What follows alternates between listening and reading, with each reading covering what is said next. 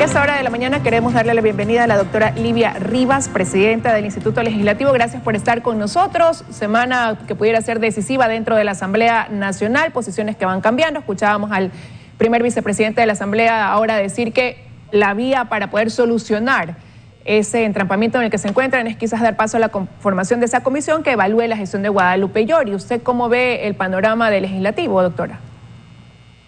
Buenos días, estimada Liz, estimado Milton, muchísimas gracias por su gentil invitación.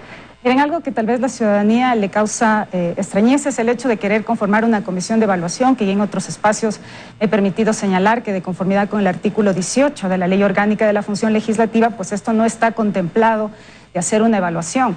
Realmente algo que no resulta claro es por qué no se ha presentado hasta el momento una denuncia en contra de la señora presidenta de la Asamblea Nacional por incumplimiento de funciones, porque ese sería el procedimiento adecuado. Inclusive hay un pronunciamiento previo del señor Procurador General del Estado que ha señalado cuál es la vía en caso de destitución de autoridades. ¿Y por qué hago mención a esto? Una de las grandes interrogantes que tengo es que seguramente al interior del Consejo de Administración Legislativa pues no existe la mayoría absoluta como para admitir a trámite esta denuncia y recién ahí conformar esta comisión pluripartidista como señala la ley. Sin embargo, vemos cómo la postura por la que se han decantado los asambleístas al interior del Parlamento es conformar esta comisión de evaluación que no se orientaría exclusivamente a la señora presidenta de la Asamblea Nacional, sino también a la integralidad del Consejo de Administración Legislativa. Y también se habla de una reorganización de las comisiones. Ahora decía el primer vicepresidente de la Asamblea que eso tampoco es viable desde su punto de vista, ¿no? Argumentaba también el porqué, pero desde su punto de vista también, doctora, usted nos dice que entonces la Asamblea está incurriendo también en ilegalidades, pero sin embargo conformando mayorías que dan paso a las mismas. Definitivamente la comisión de evaluación es algo que no está previsto en la Ley Orgánica de la Función Legislativa. Como les señalo, me parece que ya han habido algunas observaciones por parte de los legisladores en torno, por ejemplo, al manejo de las sesiones al interior del Parlamento por parte de las autoridades, entre otras causales que podrían ser argumentadas por los asambleístas si realmente lo que quieren es entrar a cuestionar el estatus actualmente de las autoridades al interior del Parlamento ecuatoriano. En lo que dice relación con las comisiones especializadas tampoco es tan fácil.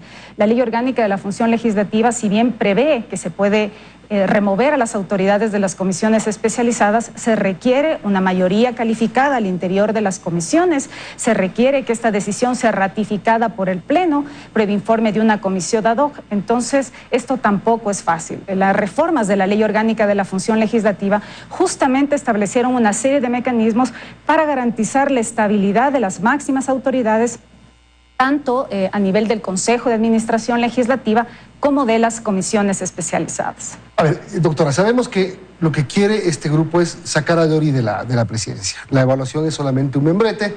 El problema es que no tienen los votos todavía para autoconvocarse, que podría pasar en las próximas horas porque, como vimos, se van sumando ya incluso personas que no estaban en esta corriente. Usted dice una denuncia por incumplimiento de funciones.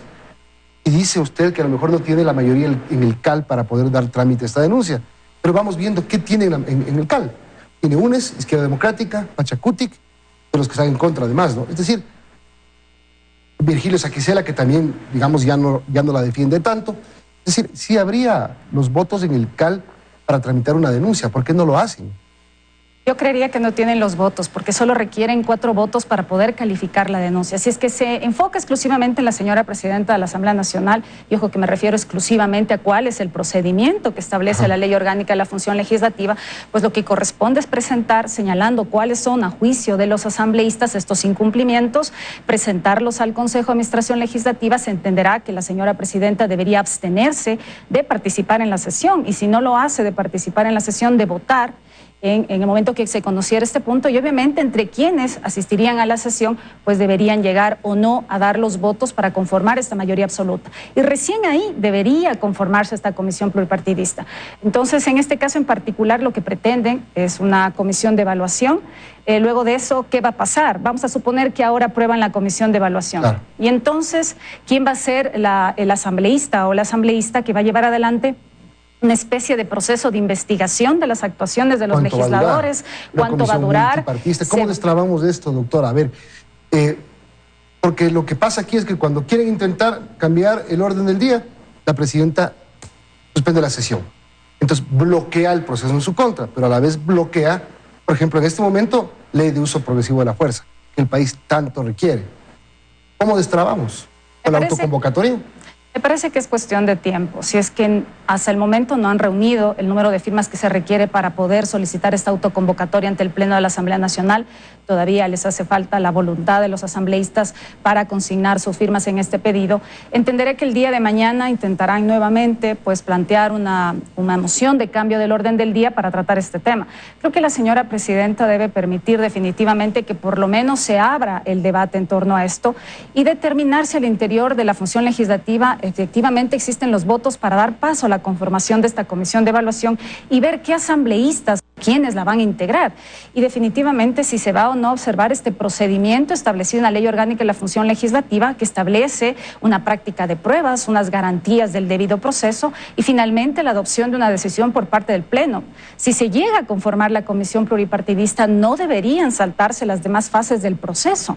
Es decir, estas garantías establecidas en la Constitución y definitivamente la decisión final la tomará el Pleno de la Asamblea Nacional, que con mayoría absoluta podrá decidir si se mantienen o no en el ejercicio del cargo como autoridades. Ahora, doctora, y la pregunta es, ¿qué puede pasar mientras sucede todo esto que usted ha resumido y ha mencionado que sería el orden que llevaría el trámite, ¿no?, de evaluación a Guadalupe Llori? ¿Se va a poder destrabar ese problema que hay en la Asamblea? ¿Van a poder ya encaminar el trabajo para el que fueron elegidos los asambleístas? ¿Cuál será el panorama? ¿Y qué implicaría también ese cambio de presidencia? Hay que tomar en consideración que con seguridad el señor presidente de la República, cuando asumió el poder, sabía que contaba con una asamblea, dado que no tenía la mayoría que le permitiera aprobar los proyectos de ley vinculados a su plan de gobierno, que iba a haber conflicto. Y sin embargo es importante señalar que si nosotros revisamos, por ejemplo, los proyectos de ley que finalmente ya están publicados en el registro oficial como leyes, han habido 22 proyectos que ha aprobado esta Asamblea Nacional, si bien vinieron del periodo legislativo anterior y que han sido definitivamente publicados, obviamente con la participación del señor presidente de la República como colegislador. ¿Qué es lo que ha detonado esta conflictividad al interior de la función legislativa? Pues son los temas que tienen relación con el ámbito económico. Recordarán ustedes que cuando el señor presidente de la República remitió el primer proyecto calificado de urgencia en materia económica y el Consejo de Administración Legislativa no lo calificó aduciendo que no había unidad de materia, pues fue el primer punto polémico en la relación entre el Ejecutivo y el Legislativo y ya se empezó a hablar de la muerte cruzada. Luego que se superó esta fase y finalmente el proyecto cumplió con este requisito, pues entró por el Ministerio de la Ley. Luego vino el conflicto por la aprobación del presupuesto general del Estado, el tema del proyecto de ley orgánica de educación intercultural que tenía relación con el incremento de las remuneraciones y finalmente la no aprobación de este proyecto de ley calificado de urgencia en materia de inversiones. ¿Qué significa esto? Que los detonantes definitivamente entre el Legislativo y el Ejecutivo tienen que ver con las políticas económicas. Pero y es como nos preguntamos. ¿Cambian con el cambio de una presidenta de la Asamblea? ¿Eso deja de, quizás disminuyen estos detonantes? Se lo pregunto también porque el presidente días atrás decía que él va a avanzar en su trabajo esquivando esa Asamblea Nacional. Entonces, ¿realmente cuál va a ser el cambio palpable? No es posible esquivar a la Asamblea Nacional porque el artículo 1 de nuestra Constitución consagra definitivamente que el Ecuador es un Estado democrático. Entenderé que el señor presidente se refiere a que con las leyes existentes y los reglamentos existentes, sin perjuicio de que pueda dictar nuevos o reformarlos, pues seguirá ejerciendo las facultades y competencias previstas en la Constitución, pero no podrá dejar de lado a la Asamblea Nacional. Justamente en mayo de este año va a tener que rendir su primer informe a la Nación, tendrá que presentarse ante el Parlamento ecuatoriano y hacer su rendición de cuentas. Tendrá que permitir que sus ministros, sus subsecretarios, los funcionarios de la función ejecutiva sigan compareciendo ante las comisiones especializadas en el ejercicio de la función de fiscalización y control político.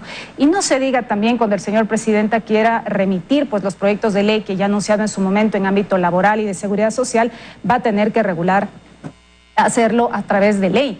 Y eso es clarísimo en la Constitución. Hay una reserva legal por la cual el señor presidente no puede hacer uso a través de reglamentos o vía decreto para regular determinados temas previstos en la Constitución.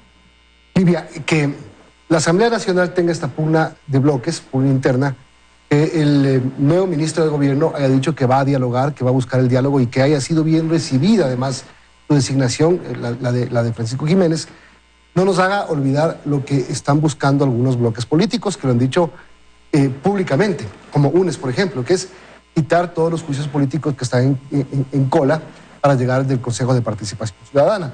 Y la otra intención que tiene la mayoría de bloques es derogar la ley tributaria. Es decir, son dos cosas pendientes, polémicas y complicadas también. Bien, yo creo que los puentes entre el Ejecutivo y el Legislativo, por la desconfianza, definitivamente esta relación se ha disminuido, habrá que restablecerla definitivamente por el bien de la democracia en este país. El tema de la fiscalización y control político es una facultad que tienen definitivamente los asambleístas y a la que permanentemente hemos visto cómo se han ido convocando, no solo a nivel de las comisiones especializadas, como hacía referencia, solicitudes de información y comparecencias, sino también se han activado esta figura de los juicios políticos, que en determinadas ocasiones pues también ha sido un actor importante la Comisión de Fiscalización y Control Político, que ha determinado en aquellos casos, inclusive con sugerencias de archivo, pues que vayan al Pleno y dadas las facultades establecidas en la Ley Orgánica de la Función Legislativa, que sean los legisladores quienes definitivamente determinen si se inicia o no un juicio. Y ahí vemos cómo estas reformas que se realiza a la Ley Orgánica de la Función Legislativa en torno a la fiscalización y control político ponen un actor preponderante que es definitivamente el Pleno de la Asamblea Nacional, más allá de lo que sucede en la Comisión de Fiscalización y Control Político. De forma tal que en la medida en que exista una mayoría absoluta en aquellos casos que se prevean para fiscalización y control político de autoridades solo estos votos, o en aquellos casos que se requiera mayoría calificada, en el caso que existan, pues van a continuar estos procesos seguramente de destitución por incumplimiento de funciones, de ser el caso. Bueno, vamos a ver qué pasa. Gracias, doctora Livia Rivas, abogada experta en temas legislativos, presidenta del Instituto de Estudios Legislativos. Muchísimas gracias, estimado Milton, estimada Liz, muchas gracias. Son las 7:50.